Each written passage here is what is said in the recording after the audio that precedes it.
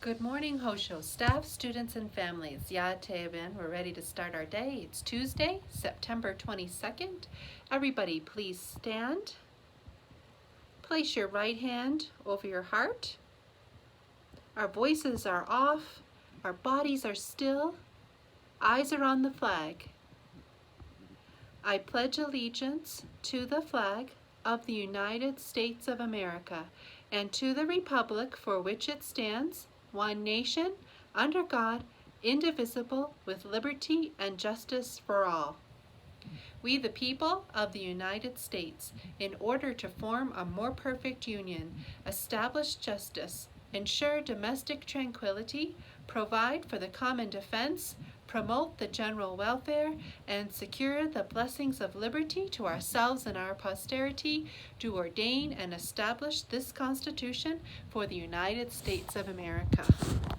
Well, good morning, everyone. Let's see what we have for some music today to get our day started. Okay.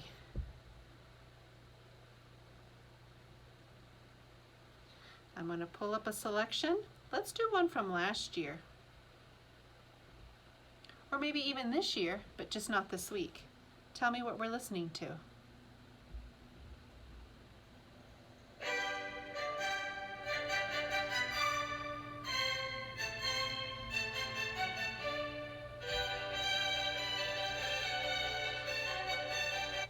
And that was Mozart's Eine kleine Nachtmusik. And how about this one?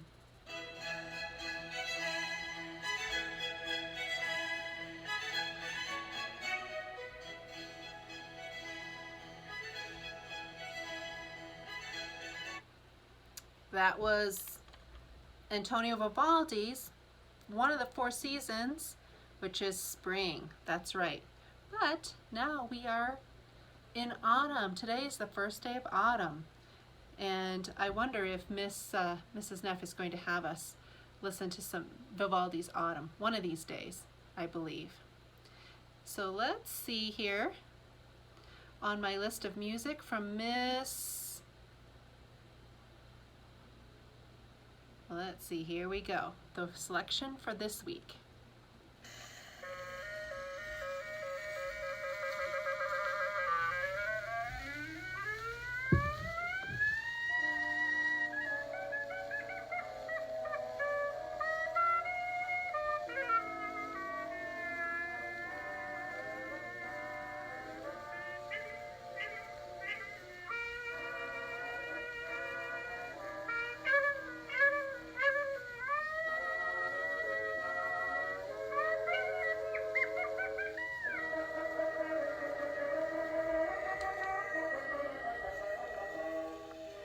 Okay, friends.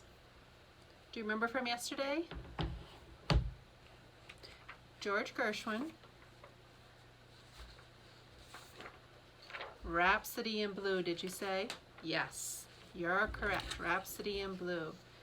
And Mrs. Neff put a video on our Hojo channel, YouTube channel, that has that selection, and it shows some images of Ellis Island and people coming to the United States. And I'm not sure how many of your family members came through Ellis Island. I think many of you may be, if you're native to our country, your family's been here a long time. Some of us have had our family come from other countries to America. And so some of my relatives would have come through Ellis Island. I have relatives that were Italian and Irish, and they all came through that way. So it's just an interesting thing to look at, and look at all the people coming to America. And why do they want to come to America? I've been to Ireland. It's a beautiful country. I haven't been to Italy yet. One day, maybe. But why do you think people want to come to America? What is it that we have here that people want? And so that's why we keep practicing and thinking about those things, like the preamble to the Constitution that we learn. We learn about the Bill of Rights. We're learning about the Gettysburg Address and the Declaration of Independence. All these things sort of make up what makes America. And why do you think people love America so much? I mean, I guess we hear that some people don't. Some people are not so happy with some of the things that America has done, but still people want to be here. So why is that? So it's something for us to think about. So our poem this week, do you remember the poet? Robert Frost, yeah. And do you remember the name of it? The poem is The Pasture, right? The Pasture. So I'm going to read to you again from Robert Frost, The Pasture. I'm going out to clean the pasture spring. I'll only stop to rake the leaves away and wait to watch the water clear, I may. I shan't be gone long, you come too.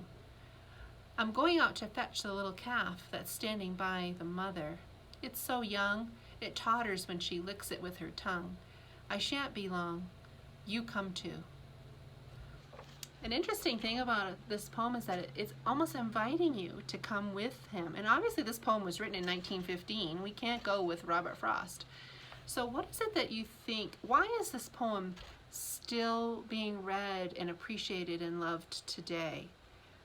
Can you imagine doing something that you love and inviting somebody to come do it with you? Come with me, come with me. I won't be long, come with me. Come see the things I like to do, right? We like to share those things that are important to us. Okay, artwork, friends, artwork.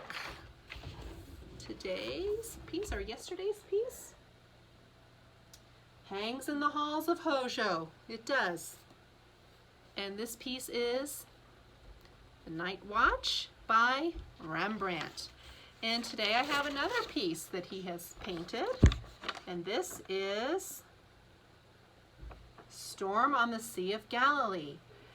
Now, some of you may know about the story of the storm on the Sea of Galilee. It is a Christian story. And remember we said that why do paintings a lot of times are of things that are of Christian nature or of Christian things or Christian themes? Why is that? And remember we talked about how there were people who had money who commissioned painters, because back then, you know, only people who could afford to buy a painting, who could afford to buy a Rembrandt? Only people with a lot of money, right? So who was going to ask Rembrandt to make a painting? Somebody who wants a painting, who can afford it, and sometimes it's part of the church, right? So churches could ask for, or people who were particularly wealthy, but a lot of times it's churches that would commission a painting, that would ask somebody, an artist, to make a painting. And so a church could ask somebody to make a painting of the Sea of Galilee. And so this is the picture, this is the painting that Rembrandt made about the story of Jesus calming the seas in Galilee. There was a terrible storm, and Jesus was sleeping on the boat. They woke him up and said, "We're all gonna die." And so the story goes that Jesus says, "You have little faith," and he calms the storm. And so it's sort of, there are lots of ways for us to think about that. We have storms in life. We're kind of going through a storm right now, aren't we, with this pandemic and the coronavirus and all the things that make us have to have our life kind of upside down, and we feel like we're in a storm. But that are we people that have faith that we're going to come through this on the other side? And do we have hope, right? So we have hope, we have faith. Now it doesn't mean that you have faith like a Christian faith. You may have a different faith, but there's still that sense of humans of seeking comfort through their faith. That's something that's kind of common to a lot of cultures. And so even if you're not part of the Christian faith, maybe there's a story that's similar in your faith that you can relate to by looking at this painting. So it's one that has stood the test of time, right? From 1600. I'm sure it was around the same time. I think the Night's Watch was 1642. This was about roughly the same time, 400 years. If we're still looking at a painting 400 years later, I guess it's a good one. Okay, friends, let's see. We did art, we did music, we did poetry. How about some architecture? Remember, I talked about a building that we looked at for the first time this week that's in the news a lot right now. Do you remember this one? the U.S. Supreme Court, and Washington Monument. And let's not forget, what is this shape? What is the style of this building right here? It's called an obelisk. From which ancient civilization that we study? We see a lot of obelisks from ancient Egypt. And we have the Jefferson Memorial. All right, tell me what this is. U.S. Capitol Building. And front of the White House and back, you see that in the news almost every day. There's something going on, especially because we have an election coming up. And Gettysburg Address is all inside Lincoln Memorial. That's right. Very important as American citizens that you are able to identify those buildings. And one day, hopefully, the pandemic's all over, we can take you there. All right, we do have 2 birthdays today. Liam D is having a birthday. Liam, I don't even think I've met you yet, so happy birthday, sir. And Kevin B, I have met you, and I hope you have a good birthday as well. Okay, back to studying the Bill of Rights. The Bill of Rights are the first 10 amendments to the U.S. Constitution. That's right, the first 10 amendments to the U.S. Constitution. That's right. And so they were written by our 4th president, James Madison, so that all the states would ratify the Constitution that we created right after the Revolutionary War. So we had the Declaration of Independence, which was signed on or ratified on July 4, 1776. That's considered our nation's birthday, right? Independence Day. We declared our independence. We had Revolutionary War. Then we had the Constitution, which was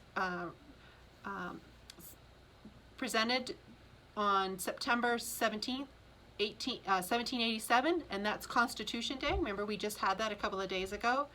But then the Constitution didn't protect enough of the rights of the people. Many of the people of the states felt at the time. So James Madison wrote the first 10 amendments. So we studied the first one. So let's say the first one together. Ready? Congress shall make no law respecting the establishment of religion or prohibiting the free exercise thereof, or abridging the freedom of speech or of the press, or the right of the people peaceably to assemble and to petition the government for a redress of grievances. First Amendment rights. Those are your rights, ladies and gentlemen. They're your rights to exercise and to protect. Second Amendment.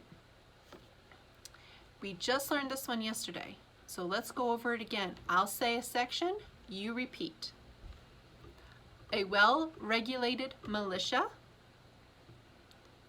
being necessary to the security of a free state, the right of the people to keep and bear arms shall not be infringed. That's right, Second Amendment. Let's say it again. A well-regulated militia, being necessary to the security of a free state, the right of the people to keep and bear arms shall not be infringed. That's right. Second Amendment. You'll hear that in the news a lot. People talk about this one, and I bet if you ask your moms and dads about that, they have a feeling one way or the other. Lots of people who live in cities think that we need to have less guns because guns, they feel, are a source of too many people being hurt. Other people feel like we have a responsibility to have them, because if criminals have them, then people who are law-abiding should have them, and we have a duty under the Declaration of Independence and the U.S. Constitution to make sure that our government protects the rights of people. And so there's two ways of thinking about that. So it's something to talk about with your families. See what they think. Okay, friends, some announcements. Make sure if you are a student who's coming to school that you go all the way to the top, up by where the urgent care is, and come down through all the way down to the building, the main building, if you're picking up or dropping off a student who is in kindergarten through 4th grade, and stopping up at the portables if you have a student who is either going to a middle school or 5th grade or above, or when you pick up that you go there. If you need to, parents, if you need to pick up a student early do an early checkout, just pull up to the school and either call us, and the number is on the outside of the building, or you can go up and ring the bell and go into your car. We'll come out and we'll bring your student to you, rather than having people, because if you come into the building, we got to take your temperature and all that. So let's see. We do have some t-shirts that have arrived. If your student is going to school, parents, or students, if you hear me, and you would like to have a t-shirt, we're going to be sending out a form. You need to fill out the form, which indicates that you'll give the t-shirt back at the end of the year, or you can fill out the form and say, here's $5, I'd like to buy my own shirt. So you either fill out the form and we give you a shirt and you just bring it back to us at the end of the year, or you can send in the form and maybe you want to buy 1 or 2 or 3 shirts, and you would just send in $5 for each shirt if you want to buy it. So you can have it for free, just have to return it, or you can buy it and keep it, and it has our new logo on it. Okay, friends, I think that's all we have for announcements today. So let's do our student pledge. I will do the good, I will learn the true, and I will love the beautiful. And I hope you have a great day today.